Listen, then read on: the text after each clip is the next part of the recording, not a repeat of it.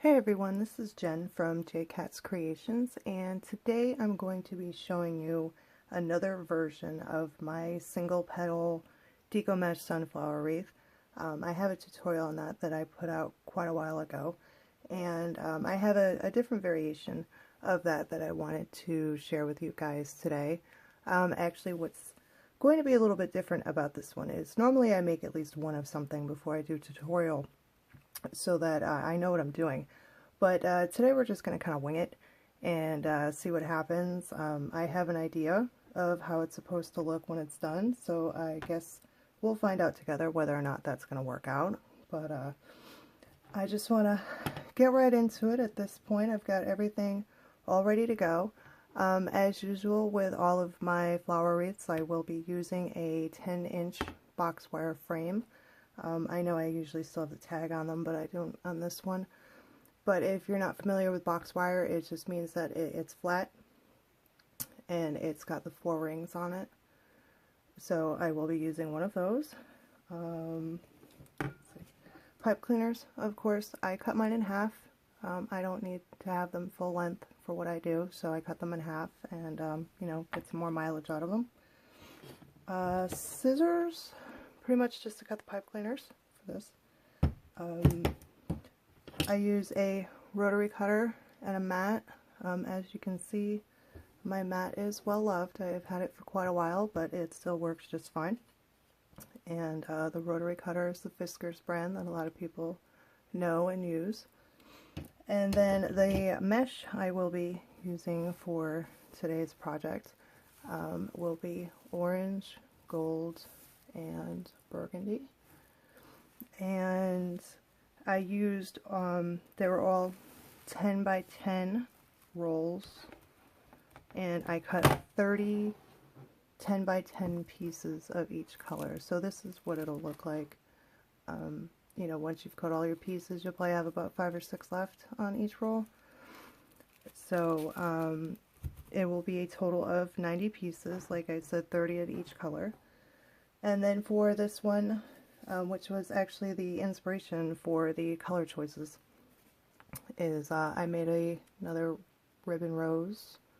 I know another one of my tutorials I showed that I made one of these, and I do actually have a tutorial for this. I'll put all this stuff in the description box. But the actual inspiration were the colors from this ribbon. I thought it was really pretty fall ribbon, so you know, that's why I just decided to go with the orange, gold, and burgundy for the wreath. So let me clear out some of my stuff. Since I've got the mesh cut, I can kind of get right into what I'm going to do here.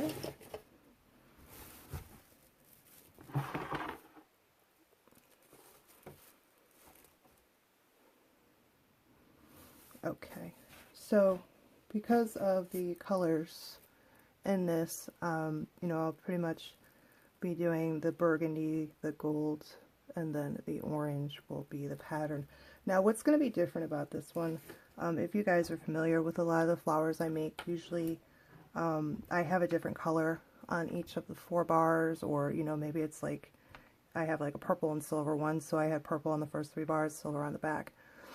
But it's generally the same layout where it's just one color on each ring. So on this one, we're going to do it a little different, and the petal fold will be exactly the same as the other one, but it's actually the placement is what's going to be different. And basically it's going to be like a swirl pattern. Some of you may be familiar with, I did make a rainbow wreath a while back, and I did use the swirl pattern on that. Now the reason I haven't done a tutorial on that yet is that I had used a bigger frame, and the numbers of everything that I did were a little bit different. So this is kind of my test, I guess. If this goes well, then I think I'll be able to adjust the rainbow wreath down to a 10-inch frame. That one I had used a 12-inch frame.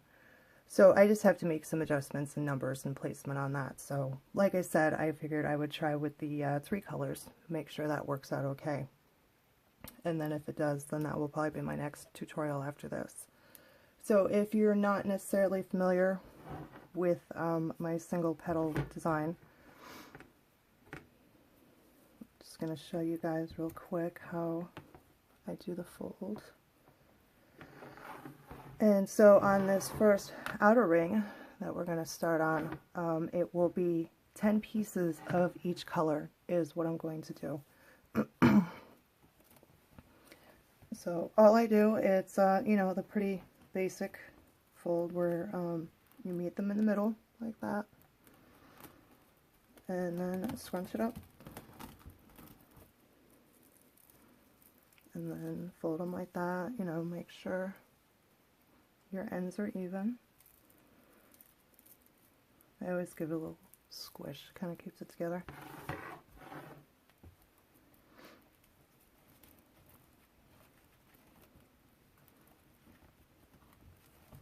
And I usually always start on a crossbar, just because I do. It's just a good place to start. And I always try to kind of wrap this one around to make sure that it doesn't really want to go anywhere. Sometimes that works, and it didn't work this time. Sometimes it works, sometimes it doesn't. Not really a big deal. I just kind of look at the crossbars sort of like anchors. Keep everything in place as a whole.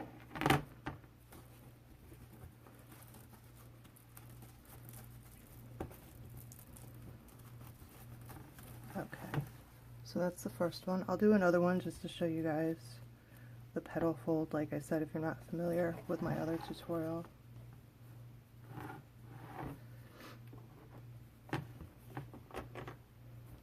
And actually on that tutorial, I know how I did it on the outer ring is a little different than what I'm doing now. Since I've made so many of these, I kind of found that putting the pipe cleaner on first and putting the mesh in it on the outer ring seems to make it a little less floppy at first, I guess.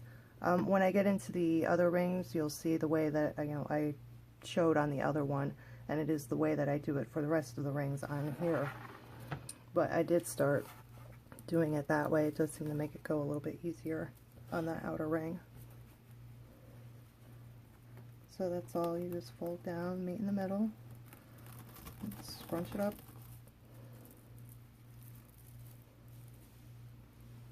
As I said, I always try to make sure that they're even.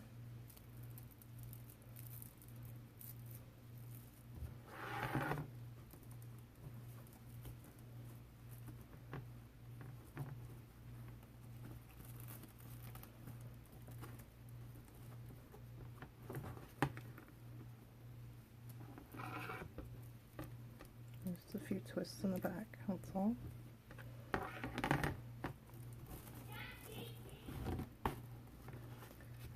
So that's just to show you the petal fold, and as I said, the placement on this outer ring, all I'm going to do is 10 of each color. Now normally I kind of use crossbars as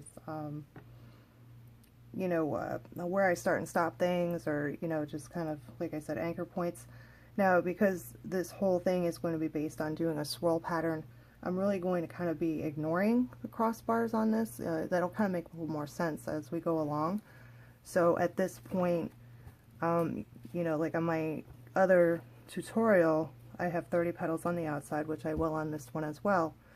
And what I normally do is I have 5 petals in each section plus 1 on each crossbar for a total of 30. But I'm not really going to be following that this time around. Like I said, for 10 of each color, I will be kind of overlapping. So, you know, I will be sort of ignoring these crossbars at this point, which, you know, it's doable, but I think it's just a little awkward when you normally use them in that fashion. So at this point, all I'm going to do is just finish putting on the rest of the petals, 10 of each, and then I'll come back and we'll go from there. Okay, so I have the first row done on the wreath. As you can see, I have 10 of each color of the petals going around, and I'll get a little closer so you guys can see that. And I just wanted to give you guys a wide shot because I know once I put it down on the desk, it gets really hard to see what I'm doing. So I just wanted to show you that real quick. And since this orange one ended actually really nicely here, so I will be starting the next one here, which I'll explain a little bit more once I put you guys back down. So just bear with me 1 second.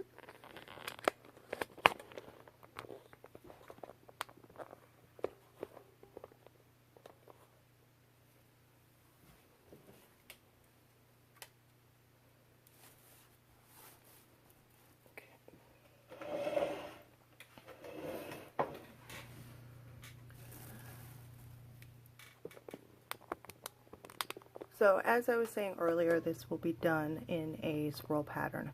So as I just said, this orange one ended here. So what I'm actually going to do is the orange I'm going to take down, and then it'll be the next row over. So in doing that all the way, and then it'll be this ring and then that ring, it gives it a swirl effect as you go through the whole wreath, which, like I said, you know, once I do more and more, you know, you'll see that a little bit more as to what exactly I'm doing and what's going on. So I'll just put a few petals on here. Now for this ring, which is the second one in, I will be doing 25 petals, which is what I do on my regular single petal wreath as well. Since I have 3 colors, that works out to 2 of the colors having 8 petals and 1 of the colors having 9 petals. So since I'm starting with the orange, and then I'll be going to the burgundy, and then so it'll probably be the gold that will have the extra petal. You know, I'll let you guys know which one I decided to go with. And now this is how I just did the folds, and what I normally do for all the rest of the rings. And that's how I attach the pipe cleaner. Same fold as before.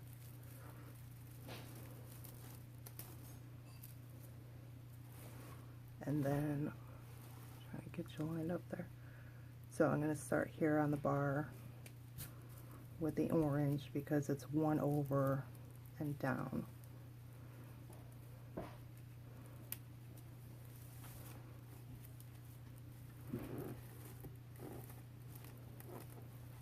So you can kind of see already, you know, how that's going to carry through it. And I'll just do one more to give you another idea.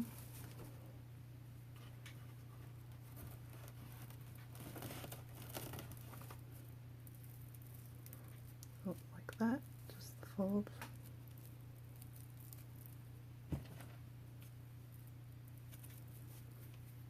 And then like that, I just put it through. A few twists.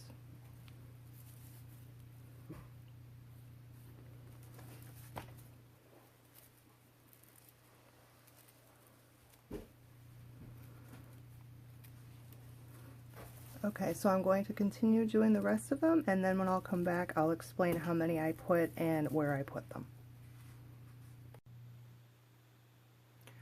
Okay, so I have all of the petals on for the second ring. As I said, I did 25 petals for this ring. I did 8 of the orange, 8 of the burgundy, and 9 of the gold. So I'll just zoom in a little bit more so you guys can see.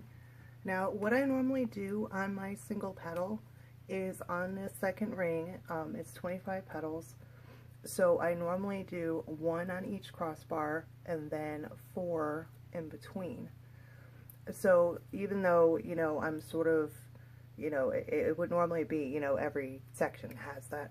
And since I'm kind of ignoring that since I have more colors than I normally would, you know, but I am following that same pattern of, like I said, you know, it would be 1 on every crossbar and then 4 in between. So like on this one, you know, you have the orange, 2 burgundy, burgundy.